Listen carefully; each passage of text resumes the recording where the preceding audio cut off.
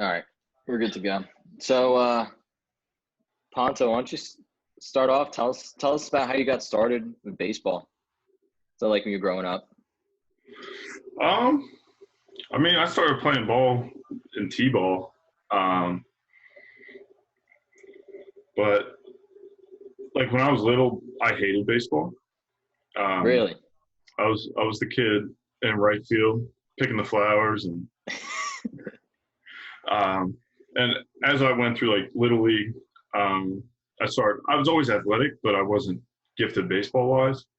Yeah. Um, and I would be like the backup on the all star teams just because I could run and throw, but I couldn't hit or anything. After Little League, I wanted to quit baseball and just Uh-huh. play basketball full time. Um, but a lot of my best friends played baseball, and that was their main sport. So in the end, like right after Little League, for us was Legion ball. We didn't have travel ball back like where I'm from. It didn't get big until very recent. So I played Legion ball like 3 months out of the year. Didn't take it super serious. I was always one of the smaller kids on my team too, so it just made it tough. Yeah. Um, and then as I progressed through like late middle school, early high school, I started to grow, hit some growth spurts, um, and I really saw my skill level take off as I started to take it more serious. Um, and then as I went up through high school, I had a huge growth spurt. Um, I came back my junior year in high school at like 6'4" after being 5'11" the year before. Oh, wow. And they told me I couldn't play shortstop anymore. And they're like, you've always had a good arm, so let's try out pitching. Um, and then kind of from there, the rest is history, um, baseball wise. Um, I mean, basketball was always my favorite sport until that happened, and I realized how fun it was to like dominate in baseball and have be successful in baseball. And that Yeah. kind of flipped the script for me, and that's when I started to really focus on baseball. Okay. So basically, you didn't pitch a whole lot until your junior year. Is that correct? Yeah, before that, um, in a blowout, they would maybe throw me on the mound Yeah. Yeah. just to save a guy's arm, but I didn't know what I was doing. I was just a thrower. I was the position player who could throw strikes and get the game over with, but I never focused on pitching ever through bullpens. Worked on command, off speed, anything. Um, and until my junior year, they're like, all right, let's really focus here on um, figuring out how to pitch, and it kind of snowballed from there. Yeah. Yeah. So tell us about, I guess, that process of you going from, basketball being your primary sport to now baseball and then to pitching and as a junior in high school, what were you thinking college wise and draft and things like that? Um, yeah, before I kind of like, because even when I started to get a lot better at baseball, I didn't think about it long term. I was just having fun playing, um, and then having fun being a big piece of our winning team in high school. But I never really thought big picture. I always thought I was going to go play high Division II, low Division I basketball, play for 4 years, get a degree, get a job. Um, and then as I started to throw my junior year, um, college coaches started coming in. Um, pro teams start coming in, and that's kind of when it hit me. And I had, our high school coach sat me down, and he's like, "Tim, you got to start really thinking longer term here." Um, and he kind of pushed me in the direction of training. It was nothing like Maple Zone has now, but I was just focusing on like a throwing program. I had never even like had a throwing program or anything. Yeah. Kind of like show up, long toss for 5 minutes, and then get on the mound or whatever. Like I started taking a lot more serious, and that's when I really started to focus on colleges. And even then, I wasn't thinking Division I, Division. So I'm like, I'd be happy to play anywhere. as long as I could get some money, like scholarship wise, and go get a degree. That's what I wasn't even thinking professionally. And then I made elite my senior year, and there would be a lot of scouts at every game. That's when I talked to my high school coaches, like, hey, maybe you should find someone to help you navigate this stuff. And that's when I hooked up with my first advisor. But it was kind of something that processed really quick, and something I mean, everyone dreams of it, but I hadn't dreamed of it for myself. Right, for sure. So what was that senior year like for you, going from, just starting to take baseball seriously to now becoming a draft prospect? Yeah. So my junior year in high school, I went from being like our platoon shortstop, playing every other game, getting some ABs. And then my junior year, I was our ace. Okay. And we had 61 guys. Our whole starting lineup played college ball. Wow. At some level. We lost in the state finals that year to Chaz's team, Westchester Henderson. Okay. So I went from throwing 0 innings the year before. I threw about 95 innings that year. Whoa. In high school ball. And I had a really good year. Yeah. And that's when colleges started to come around. But even then, I didn't take it super serious. And then it was kind of like that all season between junior and senior year. I threw it some workouts, some showcase stuff. Because I was new to that. I had no idea how that stuff worked, because I was kind of new up where I'm from. And then I started getting like national invites. Like big name travel orgs were reaching out to me. And I wanted nothing to do with it. I enjoyed playing Legion ball, and didn't realize like the implications of getting more exposure. And then senior year, pro teams start coming out, and the first couple of times I threw in front of like big crowds of scouts, I remember just standing on the mound staring at them like, I hope I don't mess up. Like, this could be really embarrassing. But like after a couple times, and then they would just pass like some info along or give me a call after. I started to get used to it, and that kind of added an extra gear of motivation for me to stick to my routines and grind through like some of the work that you don't enjoy, all the running and all the extra throwing that, like, even on days like you don't feel great. So it was really cool. It was a really cool experience. And that's something I'll never forget, no matter what happens baseball wise. That's something I'll always have. Yeah, for sure. So as you go through that senior year in high school, what's that process like of getting an advisor and then talking to teams, and how was that for you? It was cool. I wish I knew more about it going into it. I kind of felt like I was kind of just thrown into the fire. And that's no one's fault, but I just never thought that was going to happen. Didn't prepare myself for it. I mean, most pro teams are pretty hands off. They'll give you some contact info, maybe reach out for a questionnaire through the season, and then as draft comes around, you'll get you have to go do some tests like eye tests and stuff. But I remember, like, funny story. So I talked to a bunch of teams prior to the draft, and being so raw as a pitcher, I told most of them I wanted to go to school. So I didn't expect to get drafted. So I'm sitting in my basement on day 3 of our draft playing MLB The Show with one of my buddies. And next thing I know, I get a Facebook notification from some random dude. Never heard of him. No mutual friends. He goes, "Congratulations. Welcome to the Phillies. Phillies Nation," like all this stuff. Next thing I know, I had like 100 messages in my Facebook inbox. I'm like, what the heck is going on? I had kind of forgotten about the draft. I'm not gonna lie. Yeah. Next thing I know, my phone's blowing up, and it's Eric Valent. He was the Phillies area scout at the time. He's the director of scouting for the Marlins now. Okay. And it was just funny how it happened, because I didn't even expect it, and it took me by surprise. And then draft day, he like talking with him, they're like, all right, we drafted you. We're going to follow you through the summer because you have until the end of August to sign. Right. So they wanted to see me throw throughout the summer, and they wanted to see how like their earlier draft picks had who would sign, who wouldn't sign with their pitchers.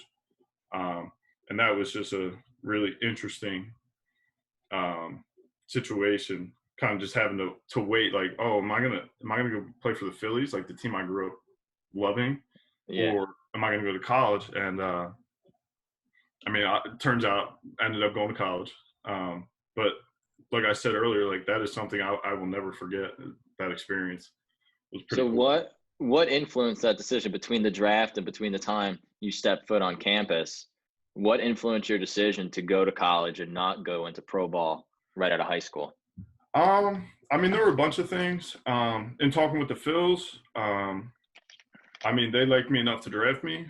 There were a bunch. I mean, then the draft was 50 rounds, so Yeah. now it's 40. So they had picked a bunch of pitchers or whatever. So I didn't have like a ton of leverage money wise. And the biggest thing for me is I was 18, but I had the mentality of like a 14-year-old. I just didn't think I was ready to go play professional baseball for a living. Yeah. And kind of the people I had around me felt the same way. Like I felt like I would have gotten eaten alive going and playing against 21-year-olds, 22-year-olds. And I didn't understand fully how pro ball worked. For sure. So I kind of thought, oh, I'm going to get thrown in the fire here. I'm going to go play in like A-ball and play against 24-year-olds. Yeah. I didn't realize like all the developmental stuff that went along with it. And like the GCL, all that different stuff. But at the time, I wanted to go to school. I wanted to grow up.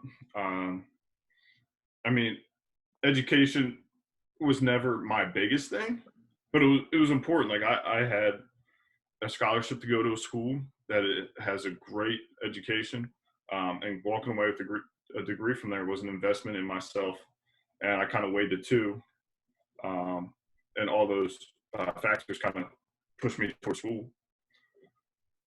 Yeah. So, all right. So take us through. So you get on campus, you're a freshman. I assume all your teammates kind of knew you'd been drafted and, maybe came close to signing. What was that like stepping on campus your freshman year? So all my teammates knew.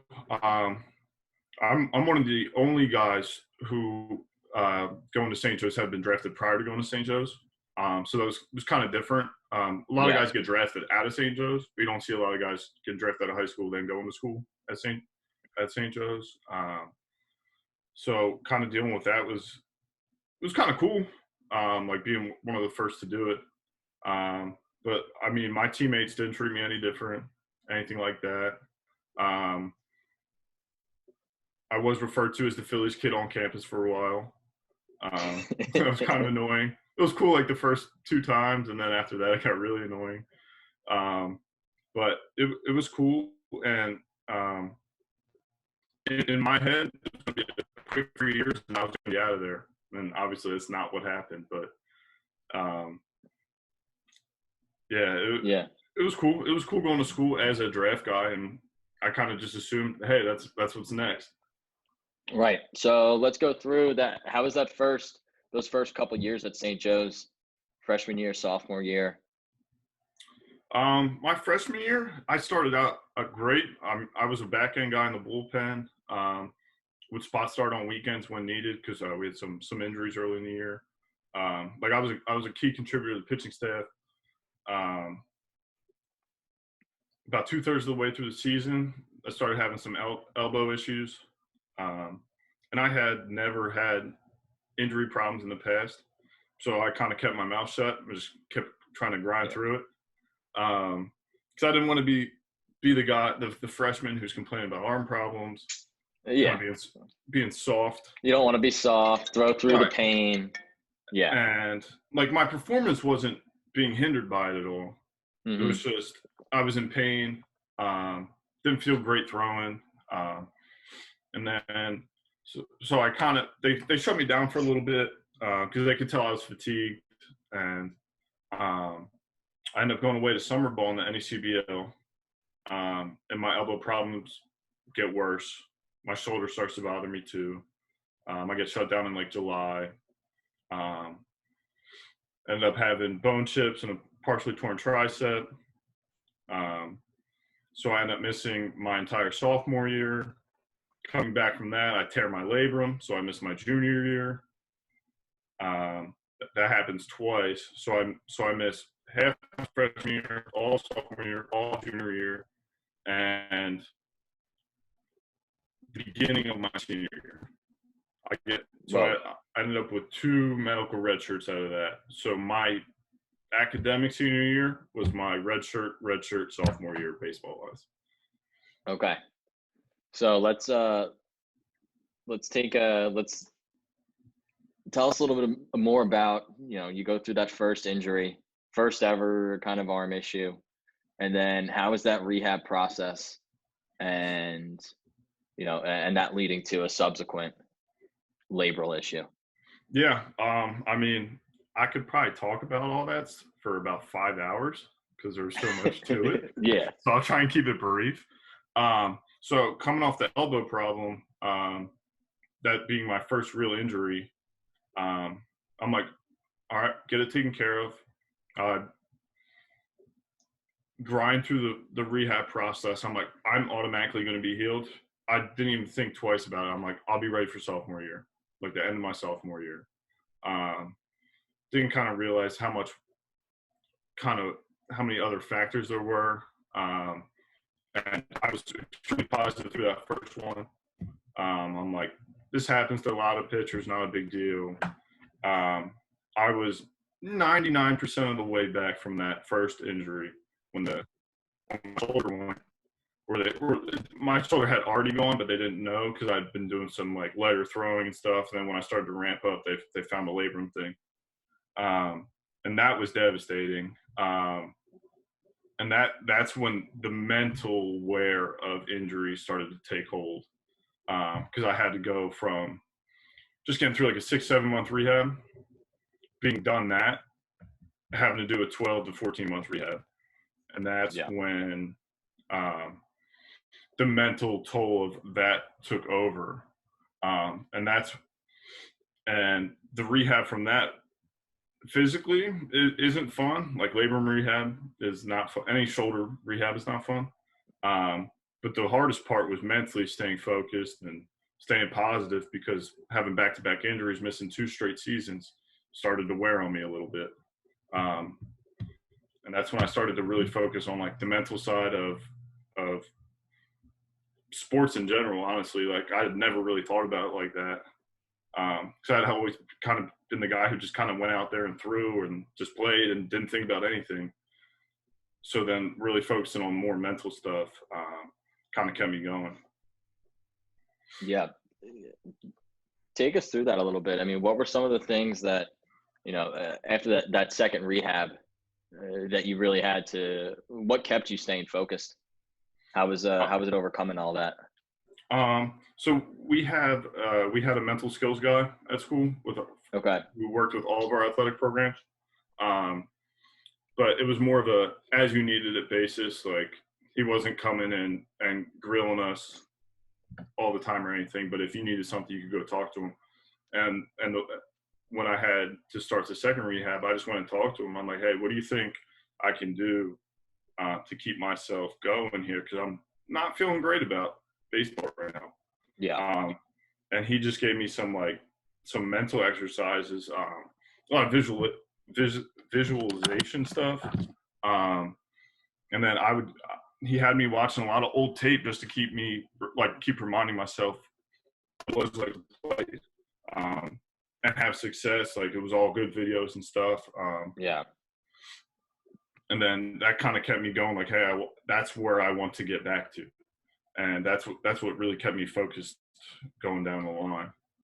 Yeah, I think that's an interesting thing because the mental side of it is so important, yet it's always overlooked because it's like the mental side of it's not important until it really, really is.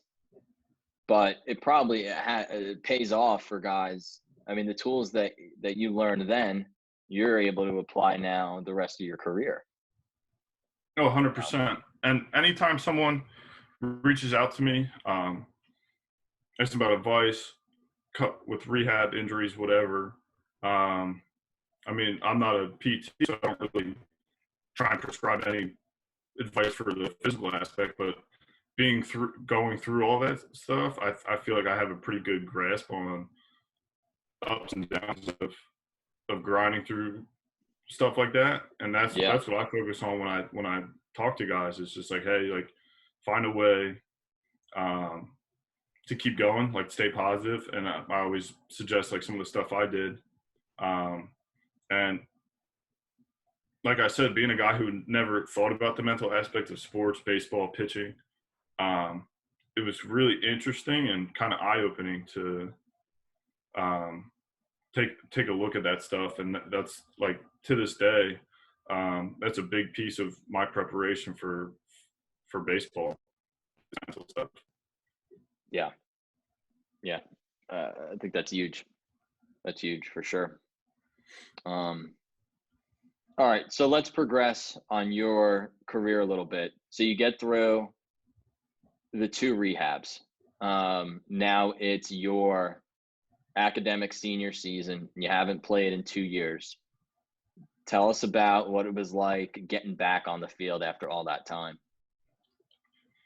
Yeah, so my senior year, our first game back, we're out in California playing Loyola Marymount, which is like right outside Los Angeles, and we were pretty thin at pitching at the time anyway.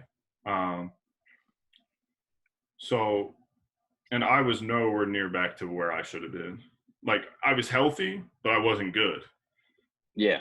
I wasn't throwing hard. I hadn't thrown in 2 years. I had zero confidence in myself, honestly. Yeah. But our head coach is like, hey, I want you to take the ball game 1. Let's get this over with. And that's one of the most emotional days I've had ever. I don't think I've ever been more like jacked up before, but I remember standing on the mound for my first inning, literally shaking, because it was just like a sea of emotions just hit me at once. I was nervous, excited, scared, everything. It's funny because I hit 5 guys that game. Swear to God. Whoa. How many innings? How many innings? I think it was like 4 2/3. Honestly, I shoved. I don't think I gave up a hit. I hit 5 guys. That's incredible. I mean, honestly, that was the highlight of that season. Coming back from the elbow and the 2 shoulders, I was not anywhere near myself. That first game was pure adrenaline, and I was pretty good that day. But the rest of the season was a nightmare. I had no velocity. I didn't have any off-speed stuff. I had no confidence. And it was just a grind of a season. And it was really cool to be out there playing after not playing for 2 years. But it was also like a mental strain going out there and not being who I was, kind of being a shell of myself on the mound. And that was kind of the next 2 years. My redshirt sophomore year, my redshirt junior year were kind of both nightmares because we had tried a lot of stuff to like kind of regain myself, and none of it was working. My shoulder wasn't opening up. I couldn't throw hard. Couldn't really throw strikes either. I wasn't very good. Yeah. And that was extremely tough. What are some of the things you learned, I'd say, as a pitcher and learning how to pitch without your best stuff and your arms kind of not where it needs to be? What'd you learn about how to compete and get batters out from that period? Yeah, and I think that's something that has really translated down the line here. But it's just like just competing, like going out there. I knew I had nothing. I was probably one of the slowest throwers in our conference, and I didn't have good off-speed stuff. But I went out there every 7th day on the weekend and just absolutely grinded through my outings. Like I just after every outing, I was mentally tired. I was trying to pick at the zone, was trying to just pitch in different tempos, just trying to be as crafty as possible. And that's kind of something now that later in my career, now that I'm healthy, that's something I'm comfortable with. So doing that with the repertoire I have now, it's an advantage. But back then, that was all I had, and even then, it was still ugly. But I was giving us a shot to win, and it was with nothing. Yeah.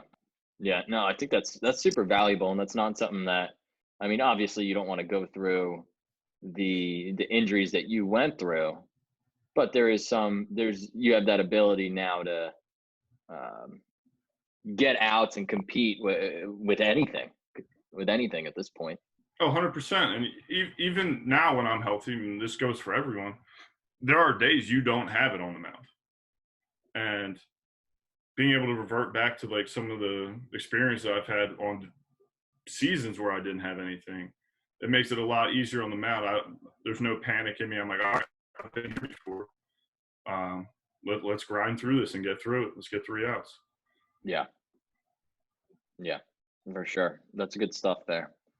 So, all right. So you have your redshirt sophomore season, your redshirt junior season. Let's go through it. Let's go through. How was the 6th year? So, in between my 5th and 6th year, I like in college, like you work with your coaching staff, and you don't go outside of that really. Like you work with your pitching coach and your head coach and whatever. In between those 2 seasons, I had to sit down with our 2 coaches, and they're like, not that they give up, but they're like, we're out of ideas to like get you back healthy and like back to the norm. He goes, if you have anyone that you know that can help you have our blessing to go out and do it. And there's a pitching guy back home who I had worked with a little bit in high school when I first learned how to throw, like pitch back in like my junior year.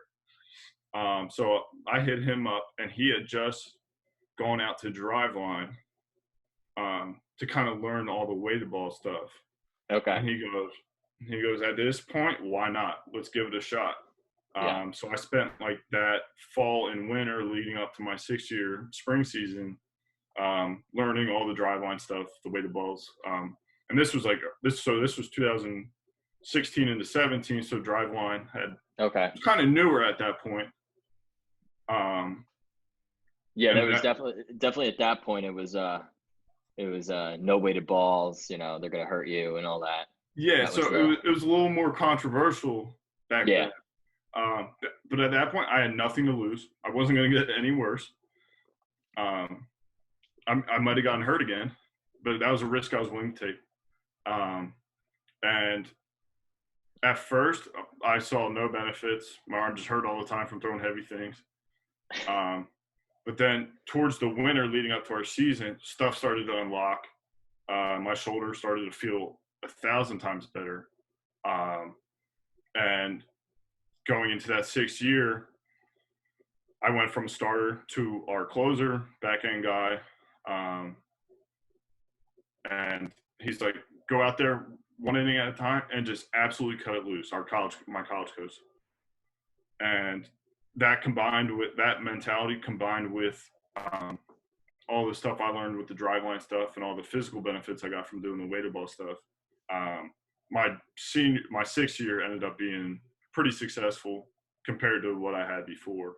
But I still wasn't quite back to normal. I was a lot closer than I was. But I knew I still had more in the tank. Yeah. Yeah. So, all right. So you finished that 6th year. So how did that season end for you? And then what was the process like, transitioning? So after that, late in that season, I'd throw every day. I was a 6-year guy, so I was like, abuse me. Let me eat every inning you need. I'll throw 3 days a weekend. I'll start on midweeks. I don't care. Just let me throw. I want to throw. Yeah.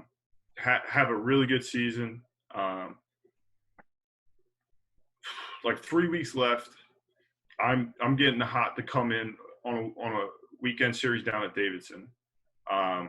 And where their bullpen's down the left field line for us. And a ball, catcher throws the ball back. He throws it too high, hits my glove, goes over like this little fence. I go to hop the fence to get the ball back while I'm warming up. At this point, I'm 2 Red Bulls deep, so I'm moving quick. I hop the fence, and there's like leaves on the ground. Under the leaves, there's like a manhole that's like deep. So I end up breaking my ankle as I'm warming up, and I'm in shock because I'm about to go in and close the game, and I'm like, I can't even walk. But I was scared to tell my college coach, and because I had at that time I had the label of the guy that's always hurt. Right. And I'd missed so many games in my career. I'm like, I can't miss another game. So I go out and close the game with a broken ankle. I call our first baseman over, who was my boy. I'm like, hey man, I'm not gonna be able to cover first on anything. He's like, I'm like, I can't move. So if you get a ground ball, you got to run over. He goes, what? I'm like, my ankle's broken. I'm like, I'm gonna try and close this out, but I end up closing it out. It's probably the best I threw all season. But you get the I major end up adrenaline. missing like a weekend. The rest of the season, I'm in a walking boot when I'm not on the field. So like in the bullpen, I'm wearing a walking boot until it's time to get hot. After the season, I have to get surgery.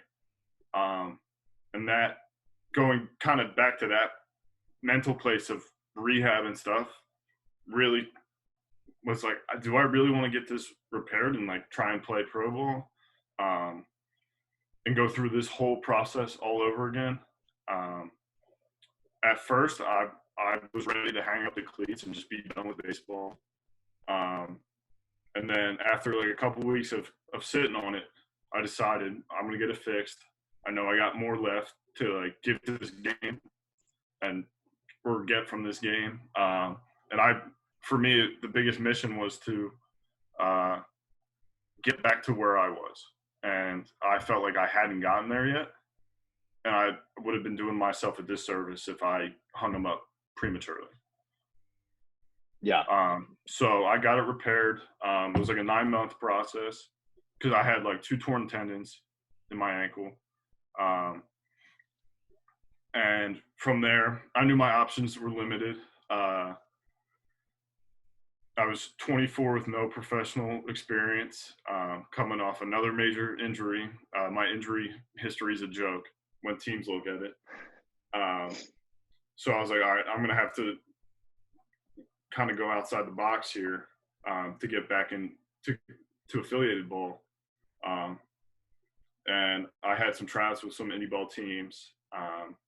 And in the meantime, with that rehab, I really commit to the driveline stuff.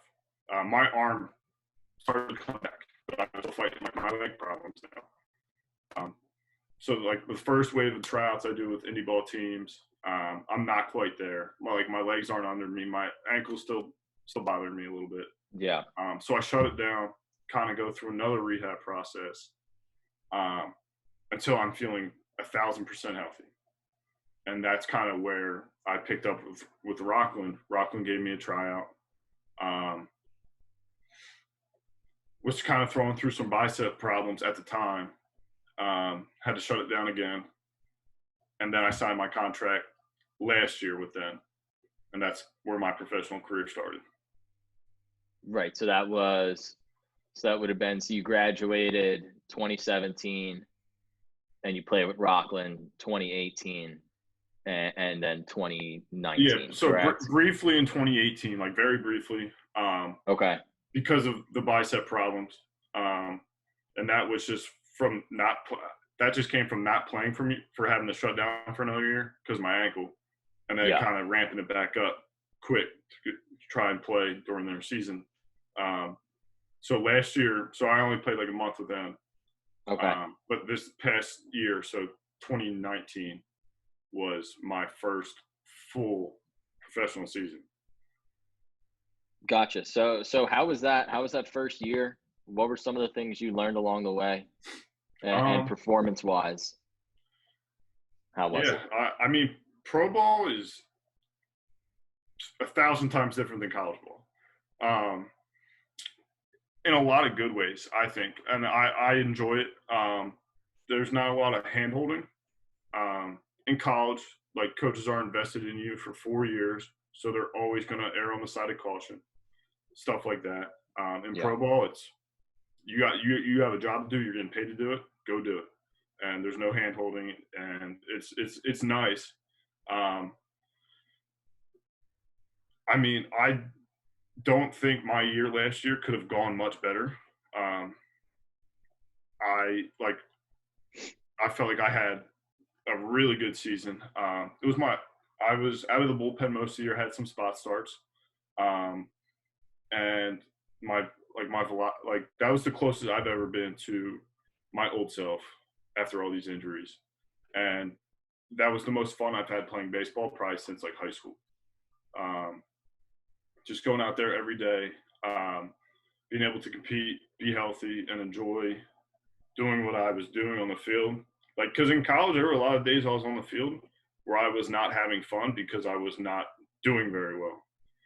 Right. It's not a lot of fun to struggle. It's a lot of fun to go out and dominate, and that's kind of what I did all year this year. And I surprised myself because I had no idea how this year was going to go. I was 25 going on 26 in my first professional season after a long journey. And I was like, this could go 1,000 different ways. And like the first month or so, I was kind of just waiting, like, all right, when am I going to get hurt again? Like, when is it coming? Like, when's my arm going to fall apart? Because I was a bullpen guy. I was throwing 4, 5, 6 times a week. Yeah. Like multiple innings. Like, I was getting absolutely abused, and I loved it.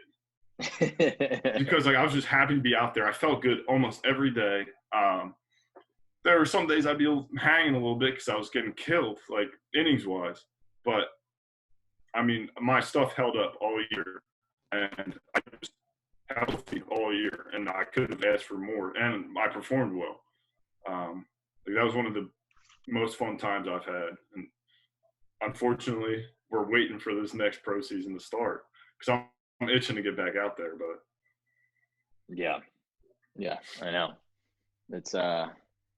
It's definitely crazy with all between Major League Baseball, minor league baseball, indie ball, seeing what's going to happen. Yeah, it's crazy. Just like, because no one knows what is going to happen. That's like, normally when stuff like this happens, you can kind of predict, like, hey, this is probably what's going to happen. No one has any idea how this is going to unfold, and that's what's so crazy. Because I've never seen anything like it, and talking to people with a lot more experience in baseball are saying the same thing. Like, there's no precedence for this. Yeah. So then, let's talk a little bit. We've been shut down for, I guess, like 6-7 weeks now. What have you been doing to stay sharp? I mean, not gonna lie, it's been a struggle. I mean, every day I'm doing something.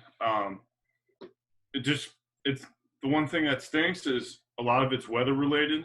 Because there's no facilities to go work out indoors, so kind of relying on the weather to be good. So like days that I'm able to, I'm out throwing. I'm probably throwing 6 days a week. I'll take like a day off if I need it. And then just doing a lot more running and stuff that I'm normally used to. Because the working out part is kind of lacking just because of not able to get into the weight rooms and stuff like that. Still able to do like body weight workouts and stuff, but it's not the same that I'm used to in my off-season training. So I'm kind of trying to compensate a little bit with more mobility stuff, more running and stuff. And everyone knows I'm not a big runner, so it sucks. But I'm grinding through it. But really focusing on my throwing stuff. And the one nice thing, well, it's not nice, but I've had a lot of free time. And I'm really focusing on some of my throwing mechanic stuff that sometimes I feel like gets overlooked. Like having all this free time, I'm able to really hone in on some stuff I really want to hammer away before the season starts.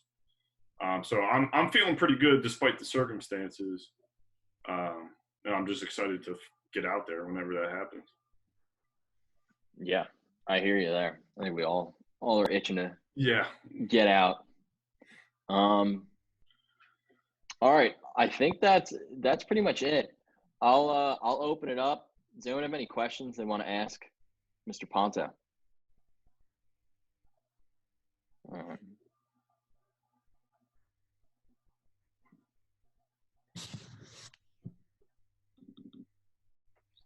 Do you do any like exercises for your elbow? A lot since has that ever like those elbow injuries come up back again recently, or you do any exercises for that? Or? Not rehab wise, but I do a ton of arm care stuff just in general. It's more shoulder based for the arm care stuff. But honestly, the biggest thing I believe in is the driveline programs, and like the driveline program saved my career 100%. So that is something I will live and die by. I know it's not for everyone, and I wouldn't prescribe it to everyone, but that is like the biggest thing I do for my arm care, all my programs and stuff. And that is something I think has really helped my durability, is just sticking to the driveline programs and throwing programs from that. All right, thank you. Yeah, absolutely. Yeah, that's some good advice there. I mean, I think the benefits of being steady on a throwing program and throwing the heavy balls and getting. Yeah, I mean, and that's the thing you see with a lot of younger guys is they're bouncing between 3 throwing programs or 2 throwing programs, and they got 2 pitching coaches in both years kind of fighting against each other. And that's when I feel like guys get overworked or they get confused on what they're doing. And that's when I think some things go wrong. You gotta believe in something, and you gotta follow up on it. I actually saw something Hinchcliffe posted on Twitter, and he said the same, and it was kind of to that essence, is whatever you believe in, you got to commit 100% to it. Yeah. There's no perfect programs, but if you do a program at 50%, you're not going to get anything out of it, and you could get hurt. You're risking getting hurt. But if you commit to a well-constructed program and just fully commit to it, you're only going to see positive things. Yeah. I think that's an old Eric Cressy saying is an average program done at 100% effort is going to get better results than the best program done at 75 or 80% effort. Oh, 100%. And that's the biggest battle, is just fully committing to something. Yeah. Anyone else got any questions? Yeah, I got one. So when you started, like, in high school, out of nowhere, when, like, you started pitching and then, like, a bunch of, like, people started coming out and, like, calling you and coming to watch you, and you said, like, you just hope you didn't mess up when all the people would come.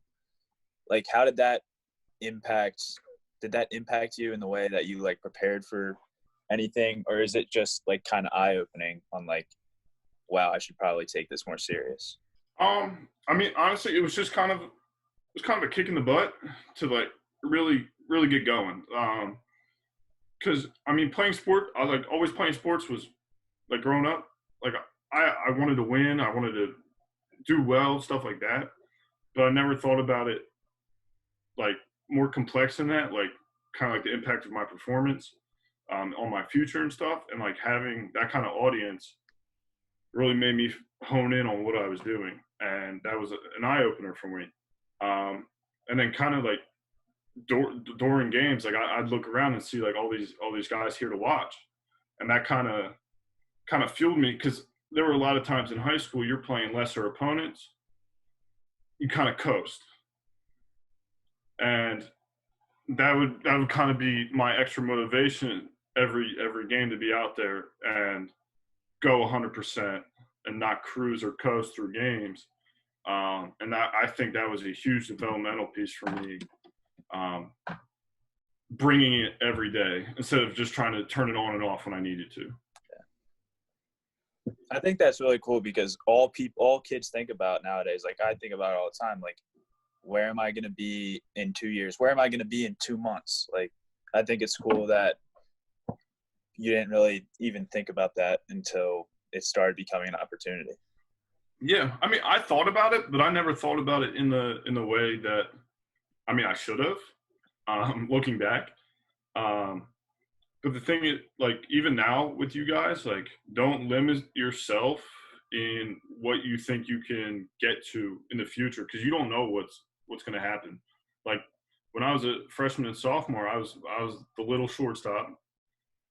I never thought any of that stuff was going to happen later in my high school career. So you just never know. So don't limit yourself mentally on what you're looking to achieve. Yeah. Yeah. I also think that the role of social media now, where you're seeing everyone getting, committing on Instagram and Twitter, and they're reaching out to this school and that school. And, I mean, a lot of that's good, but a lot of it also is like, if so-and-so commits as a freshman or sophomore, now everyone knows, whereas that you might not have known 5, 6, 7 years ago till much later. Oh yeah. What? I mean, Yeah. because when I was going through the process, I mean, social media was a thing, but it wasn't near as big as it was now, especially like in the sports world. Yeah. So like I didn't have to deal with all those pressures. I feel like there's a lot of pressure on like the athletes nowadays. Yeah. If you're getting to your sophomore, junior year, like people are expecting you to be tweeting out stuff or whatever social media platform you use. Hey, I'm looking at these schools, or hey, I've already committed as a sophomore. Like that's like a huge thing for athletes now, is like they just want to be able to not brag, that's not the right word, but be able to throw it out there like, hey, I'm going to X school. Right. And I think a lot of kids get caught up in that early commitment stuff, and just being able to advertise themselves as, hey, I'm going here. And I think you see a lot of kids start to panic as they get later in the recruiting process, because they're seeing other peers that are, hey, I'm going here already. I've been committed here for a year and a half. So you see like a lot of the guys who are later in the process start to be like, hey, like I'm not getting recruited by anywhere. Like all my friends are already committed. Like it plays out differently for everyone. I mean, I'm assuming most of you guys know Brian O'Keefe. I played with him at St. Joe's. He, and you see, like he's in AAA now for the Mariners. He was the latest commitment I've ever seen at the college level. I don't think he committed until his senior summer, like after his senior year. That's when I found out he was going to be playing with us. And I mean, it worked. I think it worked out quite okay for him. So like, there's a lot of different paths, and I think a lot of people get caught up on the social media and all the early stuff. Like, hey, the earlier you do it, the better. And I don't necessarily agree with that.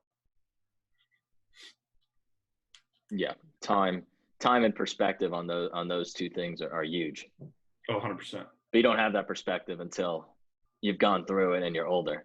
Oh, yeah, no doubt. And I completely understand where all those kids are coming from. And there's a lot of pressure, and it's interesting to watch because I didn't have to deal with the magnitude of social media when I was going through the process. So it's definitely a learning process for me, just watching it unfold. For sure. All right. Anyone else got any other questions they want to ask?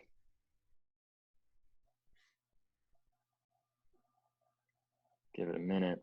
But yeah. Timmy, I really appreciate it. I think it was a fun interview. Oh wait, we got Bina's unmuted. Hold on. Rob, what do you got? I was gonna hop in with one.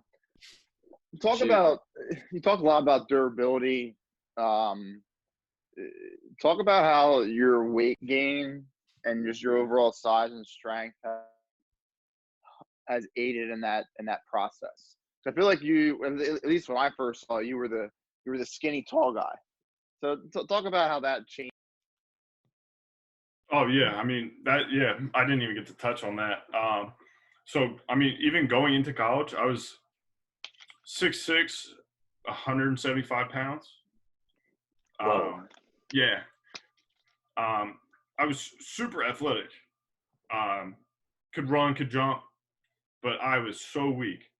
And after my arm injuries, I had the pleasure of meeting the old strength trainer for the Phillies, just by happenstance. Like, just ran into him and got to talking, and he gave me some of the best advice I'd ever gotten, just when it came to baseball training.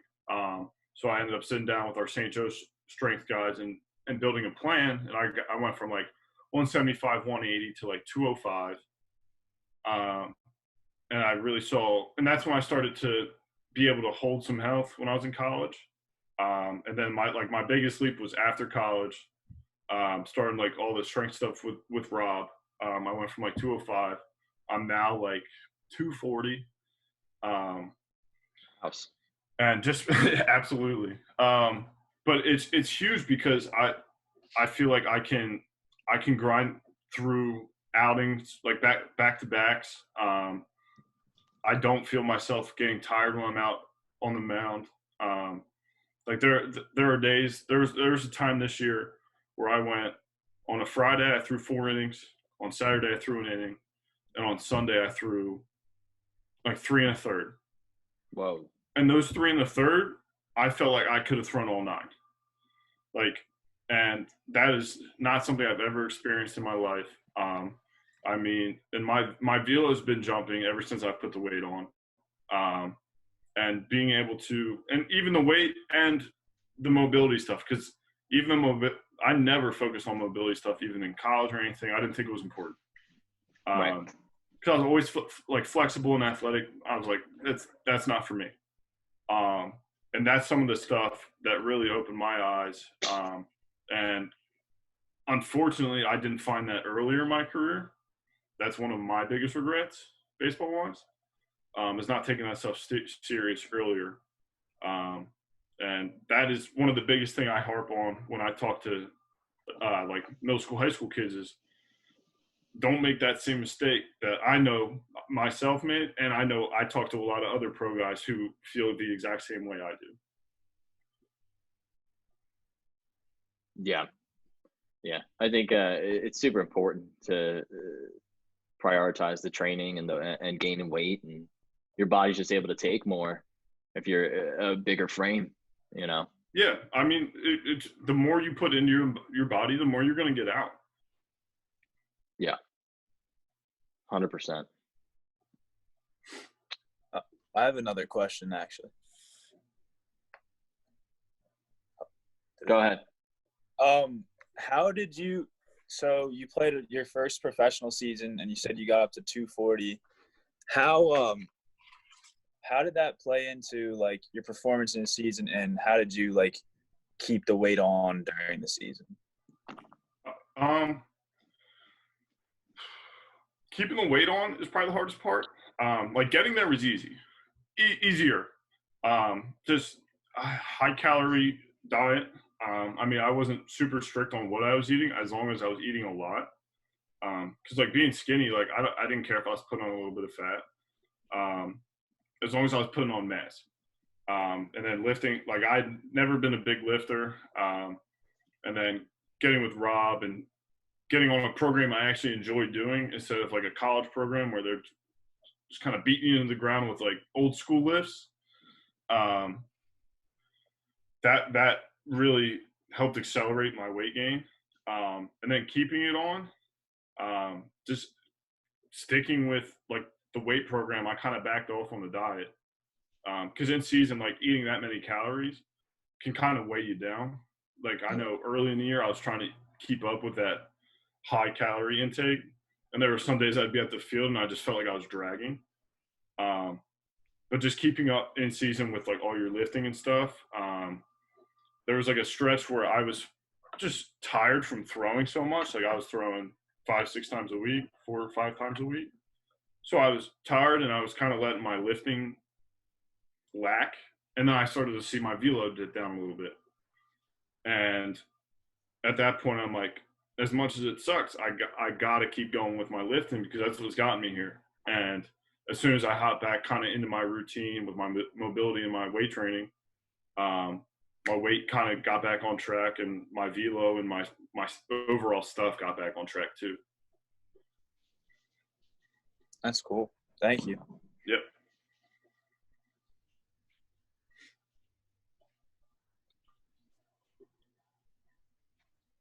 All right.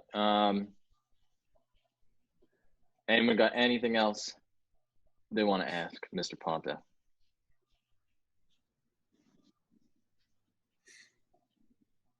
No. All right. All right, cool. Then let's wrap this up. Ponto, thank you for coming on. Appreciate the insight, appreciate the wisdom. A lot of valuable things from this talk. So thank you very much. Thank you guys for signing on, and we'll see you next time.